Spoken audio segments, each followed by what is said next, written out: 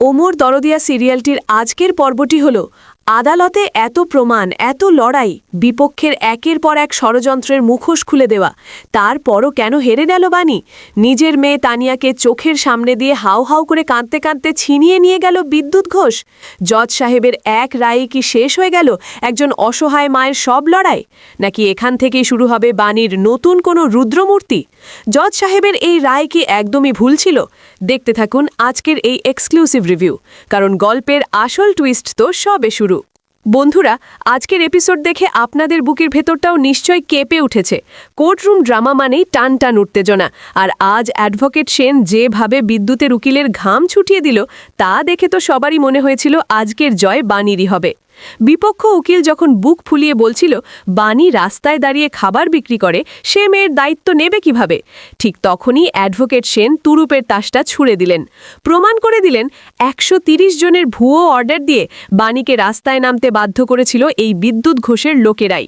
শুধু তাই নয়, স্কুলে ক্লাউন সেজে যে লোকটা তানিয়াকে ভয় দেখিয়েছিল, সেই ক্লাউনের পোশাক পোড়ানো অবস্থায় পাওয়া গেছে স্বয়ং বিদ্যুতের বাড়ির আস্তাকুড়ে থেকে।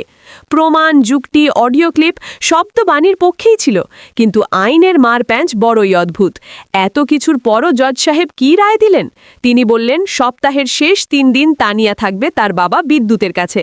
রায় শোনার পর বাণীর পায়ের তলা থেকে যেন মাটি সরে যায়।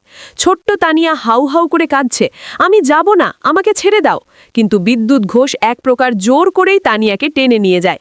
বাণীর সেই অসহায় চাহনি আর তানিয়ার কান্না, দর্শক হিসেবে এই দৃশ্য মেনে নেওয়া সত্যিই খুব কঠিন। আগামী পর্বে আমরা এক অন্য বাণীকে দেখতে পারি। মেয়েকে চোখের আড়াল হতে দেখে বাণী আর চুপ করে বসে থাকবে না। বিদ্যুৎ তানিয়াকে নিজের কাছে নিয়ে গিয়ে হয়তো তাকে মানসিকভাবে ব্ল্যাকমেল করার চেষ্টা করবে বা বাণীর বিরুদ্ধে বিষোদ্গার করবে। কিন্তু বাণী কি আইনের আশায় বসে থাকবে, নাকি ষড়যন্ত্রের জাল ছিঁড়ে রাক্ষসী রূপ ধারণ করে বিদ্যুতের ডেরা থেকে নিজের মেয়েকে ছিনিয়ে আনবে? এমনকি তানিয়াও সুযোগ বুঝে বিদ্যুতের বাড়ি থেকে পালিয়ে আসার চেষ্টা করতে পারে। জজ সাহেবের এই রায় কি আপনাদের কাছেও একদম অবিচার মনে হয়েছে? এত প্রমাণ থাকার পরও তানিয়াকে বিদ্যুতের হাতে তুলে দেওয়া কি ঠিক হলো? আপনাদের কি মনে হয় বাণী কিভাবে বিদ্যুতের জাল ছিঁড়ে তানিয়াকে ফিরিয়ে আনবে? আপনাদের মতামত অবশ্যই কমেন্ট করে জানান। বন্ধুরা, বাণীর চোখের জল আর ছোট্ট তানিয়ার কান্না আজ আমাদের সবার হৃদয় ভেঙে দিয়েছে। মায়ের কোল থেকে সন্তানকে কেড়ে নেওয়ার এই দৃশ্য কোনোভাবেই মেনে নেওয়া যায় না। যদি আপনারাও চান বাণী খুব তাড়াতাড়ি তানিয়াকে চিরতরে নিজের কাছে ফিরে পাক, তাহলে ভিডিওটিতে এখনই একটি লাইক করে দিন। বাংলা সিরিয়ালের এমন এক্সক্লুসিভ আপডেট, লিকড স্টোরি আর দুর্দান্ত সব রিভিউ সবার আগে পেতে আমাদের চ্যানেলটি এখনই সাবস্ক্রাইব করুন এবং পাশে থাকা বেল আইকনটি বাজিয়ে দিন।